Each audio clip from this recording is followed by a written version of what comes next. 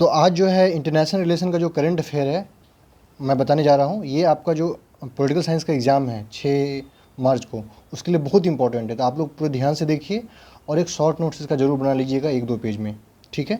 बिना किसी टाइम को बर्बाद किए हम लोग वीडियो स्टार्ट करते हैं। एकदम कंसंट्रेट होकर समझिए, क्वेश्चन यहाँ से खूब बन सकता है एग्जामिनेशन में, ठीक है। तो चलिए, इसमें पूरा एक सारा करंट अफेयर है। आपको करंट अफेयर में इंटरनेशनल रिलेशन में इससे ज़्यादा कुछ नहीं पढ़ना है। तो NSA meet with central Asia, जो मैं बता दूंगा क्या क्या इंपॉर्टेंट है क्या इंपॉर्टेंट नहीं है, तो आपको कोई टेंशन नहीं लेना है। तो ये इंपॉर्टेंट नहीं है कि एनएसए मिला, इंपॉर्टेंट ये है कि सेंट्रल एशिया में कौन कौन सा देश है। तो सेंट्रल एशिया में कौन कौन देश है? कजाकिस्तान है, किर्गिस्तान है, ताजिकिस्तान, उज्बेकिस्तान और तुर्कमेनिस्तान, 5 देश है, याद रखिएगा, ठीक है। और कजाकिस्तान अभी जो है आपका उज्बेकिस्तान में एससीओ का सबमिट हुआ था 2022 का उज्बेकिस्तान में, ठीक है, ध्यान रखिएगा। 2023 में जो एससीओ का सबमिट है भारत में हो रहा है। देखिए बहुत लोगों को ये पता है कि सिर्फ यहाँ पे G20 सबमिट हो रहा है, लेकिन नहीं, यहाँ पे आपको एससीओ का भी सबमिट हो रहा है भारत में 2023 में, ध्यान रखिएगा इस चीज़ को, ठीक है। तो जो सेंट्रल एशिया के साथ है भारत का संबंध, ये 30 साल हो गया है। 30 साल पहले हम लोग सेंट्रल एशिया के साथ जो है डिप्लोमेटिक रिलेशन इस्टेब्लिश किए थे, ठीक है। तो 30 ईयर एनिवर्सरी हो गया है। सवाल पूछ सकता है कि अभी कुछ ही दिन पहले 30 साल एनिवर्सरी मनाए हैं, तो किसके साथ मनाए हैं? तो सेंट्रल एशिया देश के साथ मनाए हैं, स्पष्ट है। सार्क करेंसी स्वैप फ्रेमवर्क, तो ये इंपॉर्टेंट नहीं है कि करेंसी स्वैप फ्रेमवर्क, इंपॉर्टेंट है कि सार्क में कौन सा देश है, सार्क का फॉर्मेशन कब हुआ था, ठीक है। तो देखिए सार्क में कौन सा देश है, आप बताइए। सार्क में कौन सा, अभी इसका आगे आएगा शायद, चलिए मैं वहाँ पे बता दूंगा, आगे आएगा क्वेश्चन, ठीक है। तो इसको अभी स्किप करते हैं, आगे बताएंगे। ये इंपॉर्टेंट नहीं है, इसको नहीं पढ़िए, ठीक है। ग्रुप ऑफ फ्रेंड्स, तो ग्रुप ऑफ फ्रेंड्स कब लॉन्च किया गया है?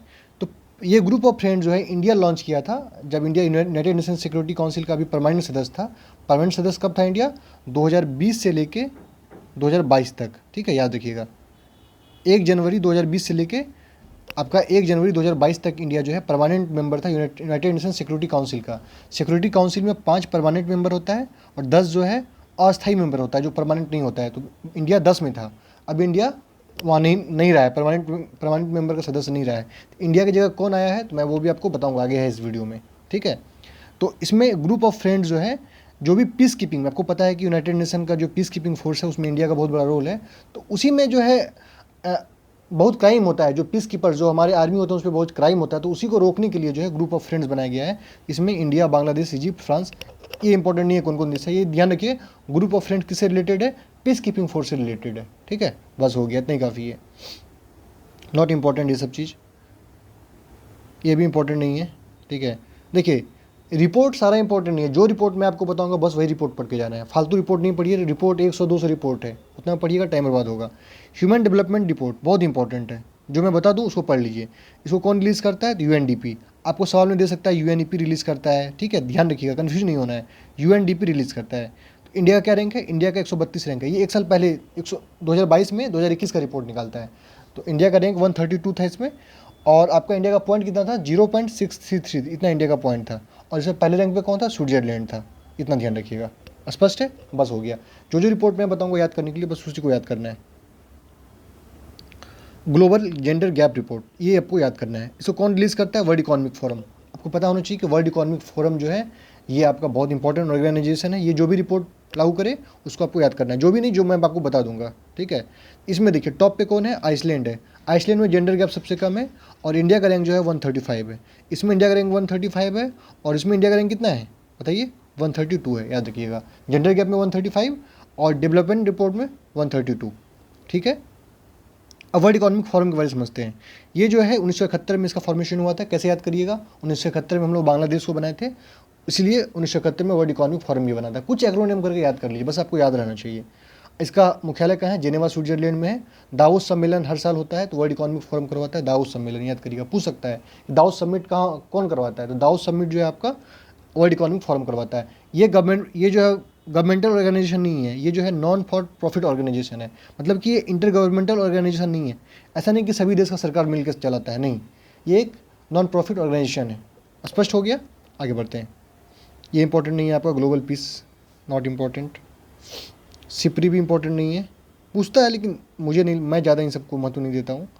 ये भी इंपॉर्टेंट नहीं है आपका।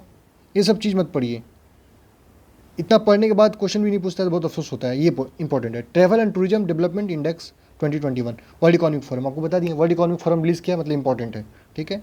इसमें क्या है? बस ये इंपॉर्टेंट है कि travel and tourism development index कौन, डेवलपमेंट शब्द अगर कभी भी आए ना तो ध्यान रखिएगा, तो जनरली आपका वर्ल्ड इकोनॉमिक फोरम ही आएगा, समथिंग डेवलपमेंट, क्योंकि ये जो है आपका वर्ल्ड इकोनॉमिक फोरम जो है ये उदारवादी टाइप का, मतलब कि एक लिबरल ऑर्गेनाइजेशन है, समझिए, जो कैपिटलिस्ट ऑर्गेनाइजेशन है। और डेवलपमेंट का बात कौन करेगा, कैपिटलिस्ट सिस्टम, छोड़ दीजिए इसको, ये आपके ऊपर से चला जाएगा। वर्ल्ड इकोनॉमिक फोरम ये इंटरनेशनल नॉन गवर्नमेंटल ऑर्गेनाइजेशन है, ये मतलब कि ऐसा नहीं कि सभी देश मिलकर बनाया है, नहीं, ये नॉन गवर्नमेंटल है, स्पष्ट है। 1971 में बना था, कहाँ मुख्यालय है, स्विट्जरलैंड में। दावोस सम्मेलन हर साल होता है। तो इसमें जो है ट्रैवल एंड टूरिज्म में इंडिया का रैंक 54 है, ठीक है, सबसे टॉप पे जापान है। पासपोर्ट इंडेक्स में भी सबसे टॉप पर जापान है, याद रखिएगा। ट्रैवल एंड टूरिज्म में भी इसका मतलब है कि सबसे ज़्यादा लोग जो है विश्व में जापान जाता है घूमने के लिए, ये इंपॉर्टेंट नहीं है, ग्लोबल विंड। जो इंपॉर्टेंट है मैं आपको बताते चलूँगा, ठीक है। तो आपको इसमें बहुत ज़्यादा सीरियस नहीं होना है, बस एक सेकेंड वेट करिए, आपको बस एक सेकेंड वेट करिए। तो चलिए नेक्स्ट टॉपिक में चलते हैं। EIU democracy index. Democracy index सारा इंपॉर्टेंट नहीं है, लेकिन इसका इंपॉर्टेंट है, यहाँ तक तो बता दिए थे ना आपको। हाँ चलिए, EIU डेमोक्रेसी इंडेक्स, तो ये जो है इकोनॉमिक इंटेलिजेंस यूनिट रिलीज़ करता है, इसको याद कर लीजिएगा। ये जो मैं बता रहा हूँ, और इंडिया का रैंक जो है 53rd है इसमें, डेमोक्रेसी इंडेक्स में, ठीक है। पॉइंट से नहीं पूछेगा, ये इंपॉर्टेंट नहीं है, not important. First ASEAN India startup festival, याद रखिएगा, ये बहुत इंपॉर्टेंट क्वेश्चन होता है। ये कहाँ पे हुआ था, इंडोनेशिया में हुआ था। अच्छा, आसियान का जो अभी जो है आसियान समिट कहाँ हो रहा है, कंबोडिया में हो रहा है। बहुत इंपॉर्टेंट क्वेश्चन है कि आसियान का जो सम्मेलन कहाँ हुआ, कंबोडिया में हुआ है। तो कंबोडिया याद कर लीजिए, कंबोडिया में हुआ है, ठीक है। लेकिन आसियान इंडिया स्टार्टअप फेस्टिवल कहाँ हुआ है, ये आपका इंडोनेशिया में हुआ है, ध्यान रखना इसको। अब आसियान से रिलेटेड बहुत इंपॉर्टेंट है कि आसियान का फॉर्मेशन कब हुआ था। तो 1967 में हुआ था, 8 अगस्त 1967 को आसियान का फॉर्मेशन हुआ था। देखिए सार्क का फॉर्मेशन कब हुआ था, 8 दिसंबर 1985, 8 दिसंबर 1985। और बीमस्टेक का कब हुआ था, 1997, याद कर लीजिएगा। बीमस्टेक बहुत इंपॉर्टेंट है आपका पॉलिटिकल साइंस के लिए। बीमस्टेक कब हुआ था, 1997 में। और आपका सार्क कब हुआ था, 1985 में, याद करिएगा, एकदम कंफ्यूज नहीं होना इसमें।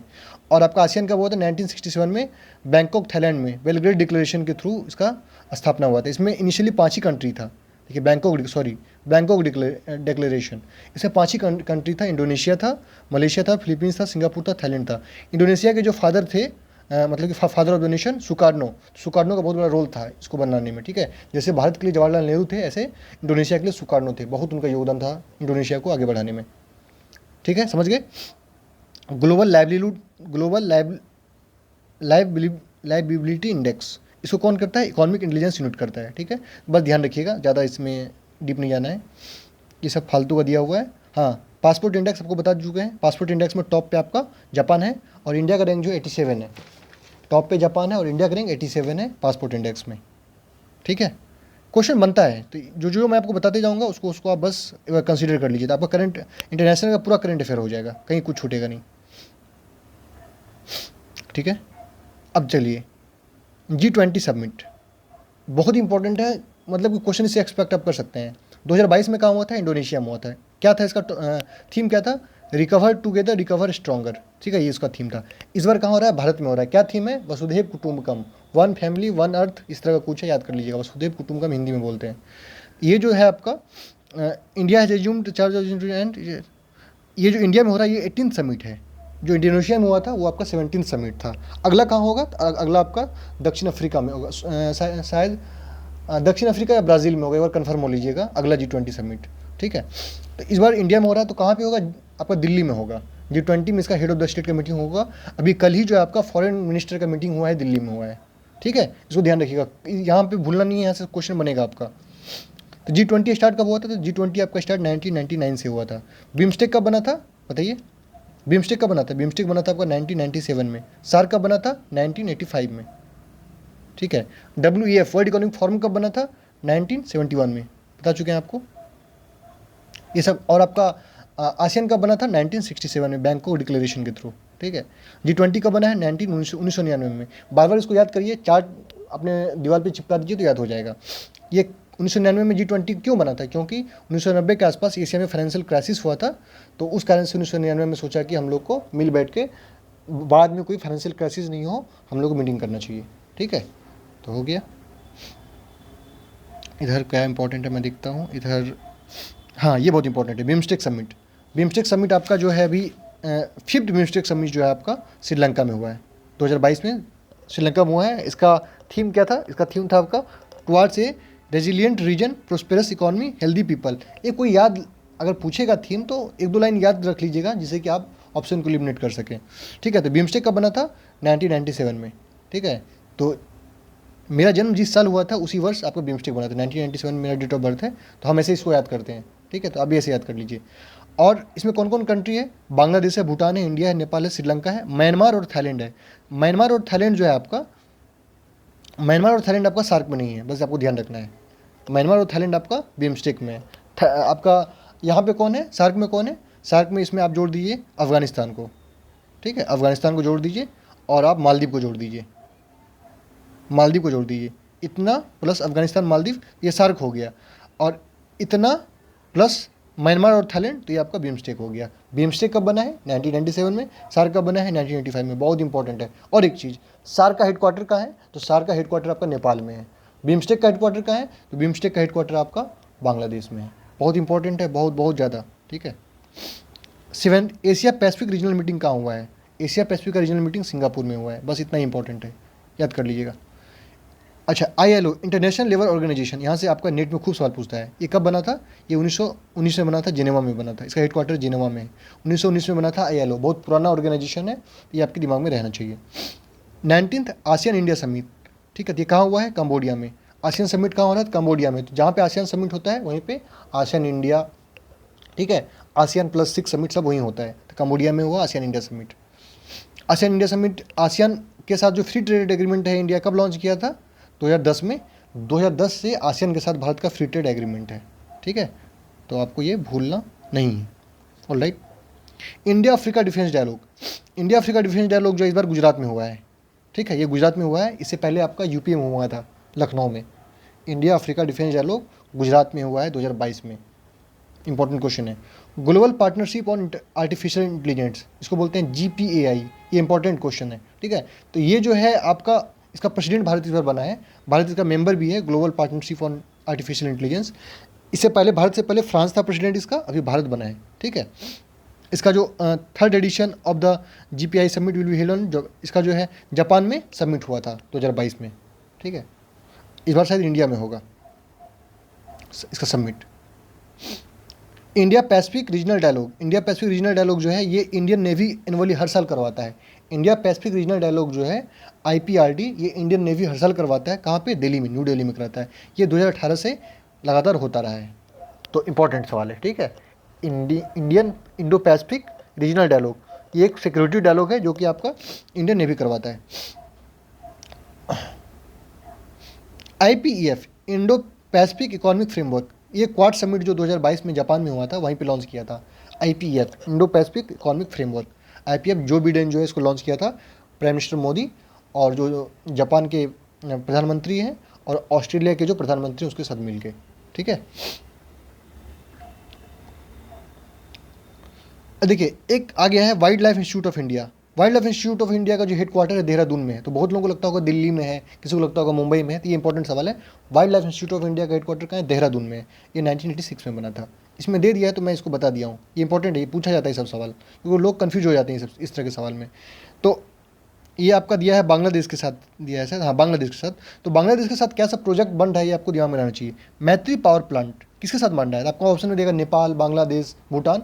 तो मैत्री पावर प्लांट बांग्लादेश के साथ बन रहा है। रूपसा ब्रिज, रूपसा ब्रिज भी हम लोग बांग्लादेश के साथ बना रहे हैं। और कुलना दर्शना रेलवे लिंक, कुलना दर्शना रेलवे लिंक, ये भी आपका बांग्लादेश के साथ मिलके बन रहा है, ध्यान रखना है आपको। यूएई, देखिए भारत का जो है ना सब, ये अभी आएगा। आपको ये ध्यान रखना है कि यूएई जो है इंडिया का 3rd लार्जेस्ट बायलैटरल ट्रेड है। पहला पे आपका USA है, दूसरा पे चाइना है, 3rd पे यूएई है। आपको लगता होगा कि यूएई इतना छोटा देश है, लेकिन भारत के साथ जो व्यापार है इसका पूरे विश्व में 3rd स्थान पे है। ठीक है, 7th ईस्टर्न इकोनॉमिक फोरम, एक ईस्टर्न इकोनॉमिक फोरम जो है ये आपका व्लादिवोस्तोक रसिया में होता है। व्लादिवोस्तोक रसिया में होता है। ये रसिया है ना आपका, सबसे ईस्ट में पड़ता है व्लादिवोस्तोक, वहीं पे होता है। प्राइम मिनिस्टर आपका जो प्रधानमंत्री मोदी हैं 2020 या 19 में गए थे, उसके बाद से वीडियो कॉन्फ्रेंस पे आए हैं। तो बहुत इंपॉर्टेंट समिट होता है, हर साल होता है, तो ध्यान रखना है। इंटरनेशनल ईयर ऑफ मिलेट, तो भारत जो है प्रस्ताव किया था यूनाइटेड नेशन में कि जो 2023 है वो इंटरनेशनल ईयर ऑफ मिलेट होना चाहिए। इसको जो है यूनाइटेड नेशन इसको मतलब कि डिक्लेयर किया कि जो भारत का प्रस्ताव है उसको स्वीकार करके डिक्लेयर किया कि 2023 जो है इंटरनेशनल ईयर ऑफ मिलेट होगा। ठीक है, ये आपको ध्यान रखना है। और आपको ये पता होना चाहिए कि मिलेट जो है, मिलेट में तो होता है मोटा अनाज। मोटा अनाज का भारत जो है लार्जेस्ट प्रोड्यूसर है पूरे दुनिया में। सबसे ज़्यादा प्रोडक्शन जो है मोटा अनाज का भारत में होता है। ठीक है, तो आपको ध्यान रखना चाहिए। पाल्म ऑयल के बारे में आप ये समझिए कि सबसे ज़्यादा एक्सपोर्ट जो है इंडोनेशिया करता है पूरे विश्व में। पाल्म ऑयल क्या है? पाल्म ऑयल तो जो भी आपका वेजिटेबल ऑयल है जो आप खाते हैं उसमें पाल्म ऑयल मिला रहता है। ठीक है, ध्यान रखिएगा। जैसे आप कोई केचप खाते हैं, सॉस खाते हैं, उसमें पाल्म ऑयल मिला रहता है। तो पाल्म ऑयल का बहुत बड़ा रोल है। इस पर इंडोनेशिया सबसे बड़ा सप्लायर है पूरी दुनिया में। आपको पता है I2U2 बहुत इंपॉर्टेंट है। इसमें कौन कौन है? इंडिया है, UAE है, इजराइल है और USA है। याद कर लीजिए। इसका पहला समिट जो है वर्चुअली 2022 में, जुलाई 2022 में हुआ था। एकदम इंपॉर्टेंट सवाल है, यहाँ से कभी भी सवाल बन सकता है। देखिए अब्राहम अकॉर्ड क्या है? अब्राहम अकॉर्ड क्या है? इजराइल और UAE के साथ जो अच्छा संबंध, इजराइल जो है UAE जो है इजराइल के साथ संबंध को नॉर्मलाइज किया, इसी को बोलते हैं अब्राहम अकॉर्ड। तो अब ये समझिए, इजिप्ट जॉर्डन के बाद जो है UAE तीसरा ऐसा अरब कंट्री बना है जो इजराइल के साथ नॉर्मल संबंध रखता है। बाकी कोई भी जो आपका अरब कंट्री इजराइल के साथ संबंध नॉर्मल नहीं है, समझ गए। और इजराइल आपका UAE जो है ये पहला पर्शियन गल्फ का कंट्री है जो इजराइल के साथ अच्छा संबंध बनाया हुआ है। सबसे पहले इजिप्ट का संबंध अच्छा है इजराइल से, जॉर्डन का अच्छा है इजराइल से, अभी तीसरा बना है UAE। इसको ध्यान रखिएगा, इंपॉर्टेंट है। अब्राहम अकॉर्ड UAE और इजराइल का संबंध से रिलेटेड है। G7 partnership for global infrastructure and investment, PGII, global infrastructure and investment. ये जो आपका चीन का जो BRI प्रोजेक्ट है, बॉर्डर रोड इंफ्रास्ट्रक्चर, उसको चैलेंज करने के लिए किया गया है, समझ गए हैं। तो इसमें जो है जो G7 कंट्री है वो $600 बिलियन रुपया मिला के आपका प्रोजेक्ट को सैंक्शन करेगा पूरे विश्व में। तो अभी G7 समिट कहाँ हुआ था? जर्मनी में हुआ था। ठीक है, अब बताइए कि जर्मनी का चांसलर कौन है? अगर आपको पता है तो कमेंट में बताइए कि जर्मनी के चांसलर कौन है। ठीक है, बहुत इंपॉर्टेंट सवाल है क्योंकि जर्मनी के चांसलर जो है अभी इंडिया जो है आने वाले हैं कुछ दिन में। आपको बताइए कि जर्मनी के चांसलर कौन है। इंडिया आने वाले हैं कि आ गए हैं? आ गए हैं, वो तो आगे चले गए शायद। हाँ, आगे चले गए। ठीक है, तो इसी चीज़ को जो है आपका ग्लोबल इंफ्रास्ट्रक्चर इन्वेस्टमेंट, इसी को आपका जो बिडेन क्या बोला है? Build back better world, B3W किसको बोला गया है? इसी को बोला गया है, ग्लोबल इंफ्रास्ट्रक्चर एंड इन्वेस्टमेंट को। ठीक है, ये G7 समिट के दौरान लॉन्च किया था ये लोग। ब्रिक्स समिट कहाँ हुआ है? 2022 में चाइना में हुआ है। देखिए BRICS, चाइना में हुआ है। तो 2023 में कहाँ होगा? साउथ अफ्रीका में होगा। ये एकदम ऑर्डर से होता है। फिर उसके बाद कहाँ होगा? ब्राज़ील, फिर रसिया, फिर इंडिया। तो अभी 2022 में चाइना में हुआ है। भारत जो है वर्चुअली पार्टिसिपेट किया था। SCO का समिट कहाँ हो रहा है? 2023 में। SCO समिट 2023 में इंडिया में हो रहा है। 2022 में कहाँ हुआ था? आप कमेंट में बताइए 2022 का SCO का समिट कहाँ हुआ था? आपको हम बता चुके हैं स्टार्टिंग में। ठीक है, तो ब्रिक्स कब से लॉन्च हुआ था? तो ब्रिक्स आपका 2009 से हुआ है स्टार्ट। 2010 में साउथ अफ्रीका इसमें शामिल हुआ था। पहले ब्रिक था, BRIC, ब्रिक्स नहीं था, ब्रिक था। 2010 में जब साउथ अफ्रीका इसमें शामिल हो गया तो ये ब्रिक्स हो गया। ठीक है, ये ब्रिक्स जो है किसका ब्रेन चाइल्ड है? जिम ओ'नील का ब्रेन चाइल्ड है। ठीक है, जिम ओ'नील, याद रखिएगा, ये सवाल पूछता है नेट जेआरएफ में। स्टॉकहोल्म 50, तो ये मतलब कि 1972 में स्टॉकहोल्म कॉन्फ्रेंस हुआ था। ये जो है पहला कॉन्फ्रेंस है यूनाइटेड नेशन का जो कि ह्यूमन इन्वायरमेंट पे हुआ था, स्टॉकहोल्म कॉन्फ्रेंस 1972। इसी कॉन्फ्रेंस के बाद जो है इन्वायरमेंट का जो एक्ट भारत में भी आया, 1972 का एक्ट जो भारत में आया था, इसी कॉन्फ्रेंस से इंस्पायर्ड होकर पूरे दुनिया में इन्वायरमेंट को लेकर कानून बना था। ठीक है, तो बहुत इंपॉर्टेंट है। तो इसका 50 साल हुआ था, तो स्टॉकहोल्म 50 हुआ था। तो इसको कौन कौन देश मिलकर ऑर्गेनाइज किया था? याद कर लीजिएगा, बहुत इंपॉर्टेंट है। स्वीडन और केनिया, पूछा भी है सवाल में, स्वीडन और केनिया मिलकर इसको किया था। तो इसमें क्या हुआ था 1972 स्टॉकहोल्म कॉन्फ्रेंस में?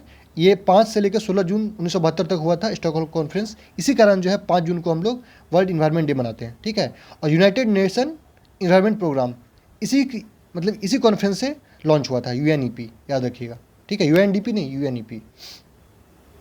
पैंगिंग सो कहाँ आपको पता होना चाहिए? लद्दाख में है। ठीक है, PM visit to Nepal, not important, ये बुद्ध पूर्णिमा में गए थे। सियोल फॉरेस्ट, ये भी इंपॉर्टेंट नहीं है। सियोल कहाँ है? साउथ कोरिया का कैपिटल है सियोल, याद रखिएगा। अब देखिए ट्रेड के मामले में, भारत के साथ ट्रेड के मामले में सबसे टॉप पर USA है, सेकंड पे चाइना है, थर्ड पे UAE है। UAE बहुत छोटा देश है लेकिन फिर भी ट्रेड के मामले में ये थर्ड है। $72 बिलियन का ट्रेड है भारत के साथ। ठीक है, फोर्थ पे सऊदी अरबिया, फिफ्थ पे इराक है। आपको इराक को देखकर सरप्राइज हो रहा होगा क्योंकि इराक से हम लोग जो है क्रूड ऑयल बहुत ज़्यादा मंगाते हैं। ठीक है। क्वाड समिट कहाँ हुआ है? जापान में हुआ है। 2023 का क्वाड समिट कहाँ होगा? इंडिया में होगा, बहुत इंपॉर्टेंट। 2023 में क्वाड समिट इंडिया में हो रहा है, एससीओ का समिट हो रहा है और G20 का समिट हो रहा है। कितना इंपॉर्टेंट समिट सब हो रहा है। फिर आपका एक आर्टिफिशियल इंटेलिजेंस वाला भी भारत को सदस्यता मिला है, भारत उसका प्रेसिडेंट बना है, ठीक है। तो क्वाड का ये जो 4th समिट था जो जापान में हुआ है, ठीक है, इसको याद रखिए, याद कर लीजिएगा। अब इधर तो कुछ इंपॉर्टेंट नहीं है। अब चलते हैं रैसीना डायलॉग, बहुत बहुत इंपॉर्टेंट। अभी रैसीना डायलॉग चल ही रहा है, मतलब 3-4 को, आज कितना तारीख है? आज तो 4 है, तो आज रैसीना डायलॉग चला है। 3 और 4 मार्च को रैसीना डायलॉग आपका दिल्ली में कंडक्ट हुआ है। इसको कौन कंडक्ट करता है? ORF MEA, minister of external affair के साथ मिलकर कंडक्ट करता है। इसको ORF कंडक्ट करता है। ये 2016 से कंटिन्यू हो रहा है। तो ये है क्या? रैसीना डायलॉग क्या है? तो भारत का जो है जियो पॉलिटिक्स और जियो इकोनॉमिक्स एक कॉन्फ्रेंस है, बहुत इंपॉर्टेंट कॉन्फ्रेंस है। ये जो है संग्रीला डायलॉग जो आपका सिंगापुर में होता है उससे इंस्पायर्ड है। संग्रीला डायलॉग बहुत फेमस आपका कॉन्फ्रेंस है, जो कि वहाँ पर भी जियो पॉलिटिक्स और जियो इकोनॉमिक्स का डिस्कशन होता है। तो उसी के बेसिस पे हम लोग भी भारत में रैसीना डायलॉग को, तो रैसीना डायलॉग का इनॉग्रेशन कौन किया है 2023 में? कौन किया है बताइए? रैसीना डायलॉग का इनॉग्रेशन कौन किया है? आप कमेंट में बताइए कि अभी जो लेडी प्रेसिडेंट थी वो आई थी भारत में, वही प्रधानमंत्री मोदी के साथ मिलकर रैसीना डायलॉग का इनॉग्रेशन किया था। आप बताइए कमेंट में कि किस देश की वो थी राष्ट्रपति और उसका नाम क्या था? मेलिना नाम था, मेलिना हम आपको नाम बता रहे हैं, जियो मेलिना नाम था, इस तरह का कुछ, ठीक है। चलिए, मीना माता को देखिए, मीना माता किससे संबंधित है? मीना माता जो है मरकरी का जो पॉइजन है उससे संबंधित है मीना माता, ठीक है। और इंडोनेशिया में सबसे ज़्यादा जो है मरकरी का पॉइजन है इंडोनेशिया में। स्पष्ट हो गया ना? तो मीना माता का कन्वेंशन जो है ये 2013 में अडॉप्ट किया गया था। और फोर्स कब से फोर्स में आया था? वो 2017 में फोर्स का मतलब लागू हो गया था। तो बहुत इंपॉर्टेंट है, ये ध्यान रखिएगा। आपका पेपर 1 में पूछ सकता है, ठीक है, पेपर 1 का इन्वायरमेंट में जो उसमें पूछ सकता है।